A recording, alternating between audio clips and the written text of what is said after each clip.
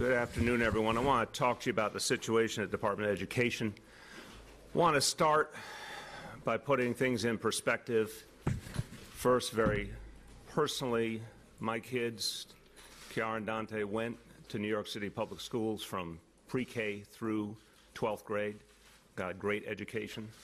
Thanks to our educators here in our school system, nothing matters more to me than the kids in our school system and the success of our schools.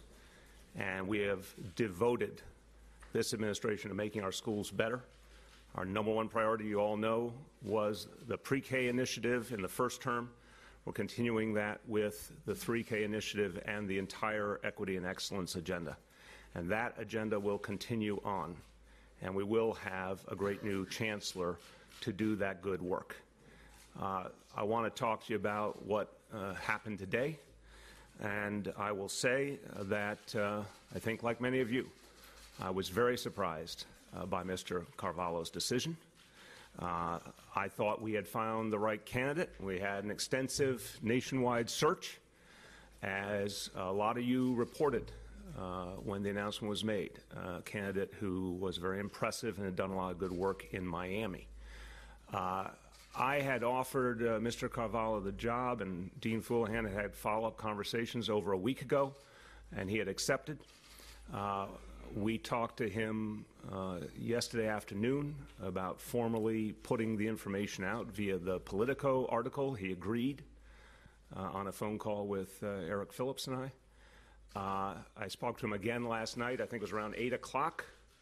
And we discussed the next steps for his announcement here in New York City. So you can imagine how surprised I was to get a phone call from him a few hours ago.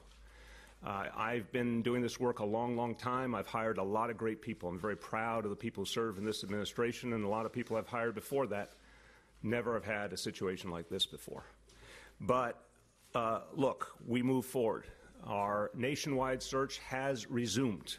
We have been immediately reaching out to candidates, and we'll continue the search, and we will have a new announcement soon as we continue the transition at the Department of Education so we can move forward. I'm very confident in our school system. I'm confident in our teachers. I'm confident in our principals, all our educators, and all our staff. They have been outstanding, and they will continue to be.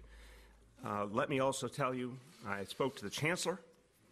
Chancellor will be continuing her role till the end of March, and I want to thank her, of course, for all she has done for the city and all she will continue to do. So the bottom line is what makes this school system great is our educators, our parents, everyone who is a part of this school system will continue to do good work, and we will have a new chancellor soon. With that, I welcome your questions. Aaron.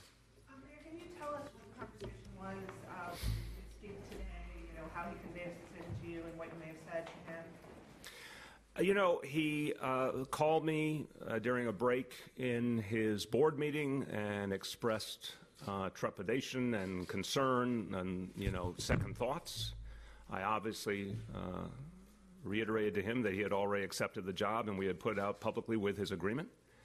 And we had a couple of different conversations, and he kept saying to me he didn't think he could take it after all, and that was his ultimate decision. David? Where were you today when you received that call? What were you doing? What kind of meetings were you having? I had a meeting at Gracie Mansion and then was about to start a follow-up meeting on that, and the first call came in. And what was the nature of the meeting? We're having a meeting about the plan to close Rikers Island. Yes? To say kind and complimentary things about you as a great leader and a progressive voice, and yet your press secretary, Eric Phillips, tweeted several tweets this afternoon, including Carvalho backed out, and he was a yes for a week plus until he was a no 15 minutes ago for Dodge. How do you feel about Phillips doing that? Look, Eric's standing about 10 feet away, and I don't mind saying this. I obviously think the world of Eric. I would not have said it that way. In the heat of the moment, I'm not surprised that people express their frustration in the heat of the moment, and that's what that was. We're all confused at what happened here. But no, look, I respect Mr. Carvalho. I wish him well. I wish the people of Miami well. we're going to move forward. That's the bottom line. Yes. Is there going to have new chancellor name before Chancellor Farina steps down in the month? It's just as simple as this. We're going to have a new chancellor soon. That's all I want to say about it. Go ahead. So the timeline that you're describing would indicate that at some point Carvalho told something to either his press secretary in Miami or to reporters in Miami that was either not the truth or not your understanding. Is your impression that he lied at some point? I'm not going to speculate. It's very simple. He was offered the job most of 2 weeks ago. He said yes over a week ago. He authorized the story being given to Politico. Very cool in the saddle, clear that it was time for the story to go because more and more information was starting to spread. I think he has been honest today that he did not keep his agreement. Your understanding that he changed his mind during the televised meeting, or that he went into that, he indicated today that he changed his mind over the last 18 hours, he had conversations. Again, I can't speculate. I can't. Of course, if he had made the decision, he should have reached out, and I don't understand why there wasn't more of a dialogue. My last conversation with him, as I said, was about 8 o'clock last night, and all systems were go. So I can't speculate as to how his thinking evolved from there. And I'm not going to, by the way, guys, I'm just not going to do a lot of more theoretical. Was he able to reach you in that first break that you mentioned during the meeting? I believe it was the first break, but I wasn't paying attention to the details. And did you try to convince him to I stated the obvious, that I was very surprised and there should be more conversation if he had concerns. But that this process had been going on for quite a while. We've been engaged with him for many weeks, multiple meetings here in New York, multiple conversations by phone. I mean, obviously, that involved leaving Miami. Again, I'm very, very surprised. I have a lot of respect for him, but I'm very surprised. Henry? Do you take this decision by him as a rebuke or a rejection of you or an insult to you? No, it's not how I think about things. This is this job we're talking about, Chancellor of New York City Public Schools, is the #1 education job in America. 1.1 million kids. This is the flagship public school system in America. There's nothing even close in terms of the size and importance of this school system. Educators all over the country want this job, and we've had a huge amount of interest. He told me repeatedly this was his dream job. And obviously, whatever happened here is quite unusual. But if he wasn't interested in the job, I don't know why he flew up here several times and had incessant conversations about all the details and agreed to the release of the information publicly. Something else happened here, and maybe you guys can figure out what it is. Grace. Looking ahead to the search for a new superintendent, do you think this makes your Chancellor. job... We call it Chancellor. Excuse me, thank you. We're in New York City now. Sorry, I'm watching in Miami School Board meeting. We're not in Miami. We're in New York City. The search for a school's chancellor in New York, does this make your job harder? The fact that it was clear that you had a first choice, it didn't work out, and then secondarily, the salary that he had been offered. Let me do the first one first. I'll come back to you. I've been at this work a long, long time, and as you know, I have been involved with the federal level in different ways as well. I have seen extraordinary leaders of all kinds, and I've seen this happen in different ways. Not quite like this, but certainly a first choice, not accepting a job ultimately, or it being known that someone else is getting the job who was not the first choice. This is very normal at high levels of government. And in the end, there's a lot of people who want this job, and we're going to get a great chancellor. What was your second question? The second question was the pay that he had been offered was $118,000 more than Chancellor Farina makes.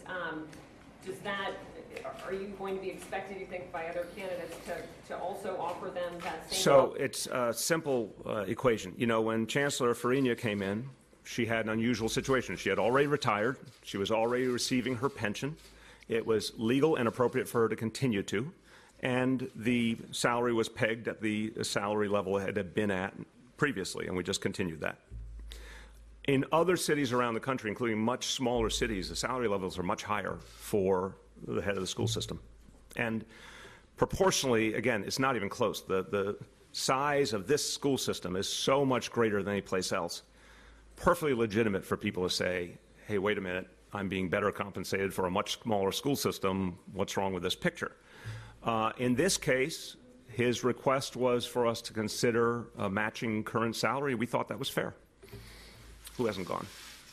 Mr. Mayor, you're pretty good at keeping your temper, but did you find yourself having to suppress any sharp comments that might have been going through your mind when you heard, I mean, given all these phone calls you have, all this reassurance you have? Yeah. Rich, we've known each other a long time. I've been through a lot of things. I've seen a lot of things. I haven't quite seen something like this. Yeah, I was probably more surprise and confusion that this could happen than anything. Of course, I'm really disappointed. I'm not going to get lost in the past. My job is now to move forward, and as I said, the search has resumed already. One of the things I have been doing between the time that I heard this news and the time of this press conference is restarting the process, and we've been reconnecting with candidates, et cetera. So I don't dwell on the past. I don't understand the thought pattern, but I don't dwell on the past. We're going to move forward and get another chancellor. You have a follow-up or not? No, I just wondered whether you actually did have to hold yourself back from saying something, maybe. Again, I think my first response was just profound surprise. Go ahead. Mr. Mayor, you have often said when people ask about personnel decisions that when the city ready to announce it, they'll make that announcement. Yep. When you make those announcements, the person is generally standing next to you in this room. Is there anything about what happened today that's making you reevaluate, given that you announced it differently through the media, how you were going to announce? No, I think, look, this was an unusual situation for a lot of reasons. And obviously, when you are recruiting from out of town, there's some different dynamics. Never saw something like this. We always know when we're planning an announcement that for any number of reasons, information might get out prematurely, and we have the option of putting it out ourselves even ahead of a scheduled event. So that was all, we had a plan B in place, and we activated our plan B when we started to see information traveling around. That's all very normal. I'm not going to change the process because sometimes you don't get to the hour of the formal announcement without the news traveling. Yeah. Did you ever turn on the TV to watch the spectacle unfold live? No. And will this in any way affect the 1.1 million New York school children? No, because, look, we've had a great chancellor for the last 4 years. She's done an outstanding job. There's so many ways I could tell you about the improvements made in this school system by Carmen Frina. Obviously, higher graduation rate, better test scores, what's happening already with pre-K, 3K, AP for all, computer science for all. That legacy is going to continue. There's a huge amount of buy-in among our educators to keep doing that work and do it better than ever. And we're going to have a great new chancellor. There is tremendous interest in this job. We have a lot of people to choose from. We're going to have a great new chancellor. The Speaker of the City Council said that he should have made that call before the live broadcast of the meeting. Do you agree with that assessment, and do you think that he did that on purpose? Again, I'm not doing speculation. Of course he should have, but that's water under the bridge. A couple quick procedural questions. Yeah, and I'm only going to go so far into procedural, and then I'm just telling you guys, if you want to talk about any other topics, I'll give you a chance, but I'm not going to do procedural all days long. Was he your first choice? Absolutely. And was there someone else who was in the running that you're now going to Not going to get into details. As I said, there has been a huge amount of interest. There are a lot of great candidates. There's a lot of candidates interested. We'll have more to say soon. Who has not gone? Yes. Just curious, you said he said yes last year. What was the nature of that agreement? Was it just kind of a verbal confirmation, and was it to you or to? Again, let me stipulate that I have done this hundreds and hundreds of times. He told me yes. He told Dean Foulahan yes. He negotiated terms and conditions in detail with Dean. Affirmed his plans many times over for how we would go through an announcement.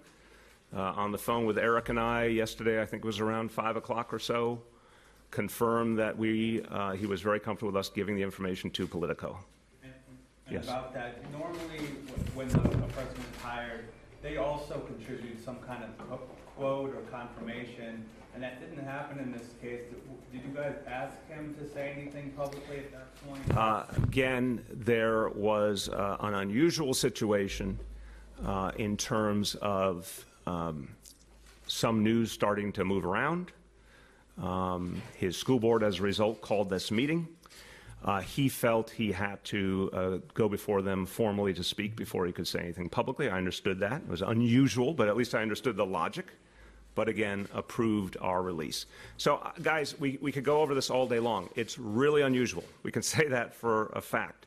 I've not experienced anything like it. I don't think it has bigger ramifications. He was offered a job. He accepted it. He was going to take it, and then he changed his mind. Willie.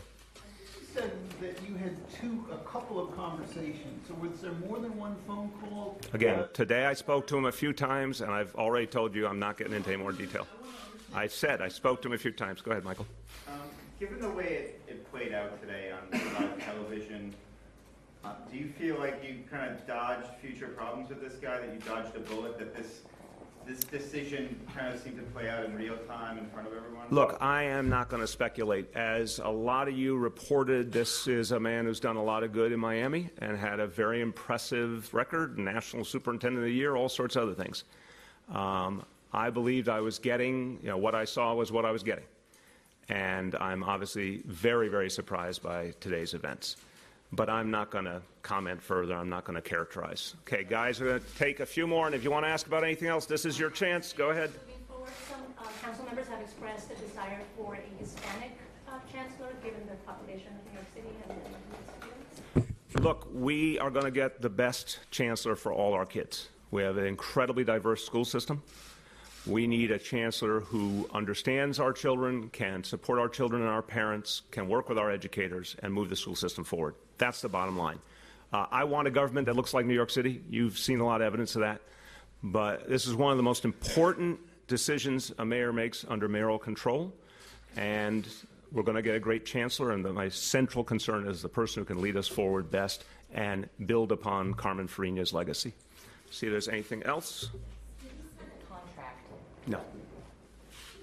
Within moments of the announcement of the salary, the PBA issued a statement saying that the mayor's office, the city, is willing to negotiate and match salaries, and yet the city is not willing to do that with the PBA. It's an entirely different situation. The leader of a school system of 1.1 million children, a job that, again, in most parts of the country is compensated at a much, much higher level for a much smaller school system, with a huge, huge budget. The budget of New York City public schools is bigger than the budget of many cities, probably a number of states as well. Let's be real. It's apples and oranges.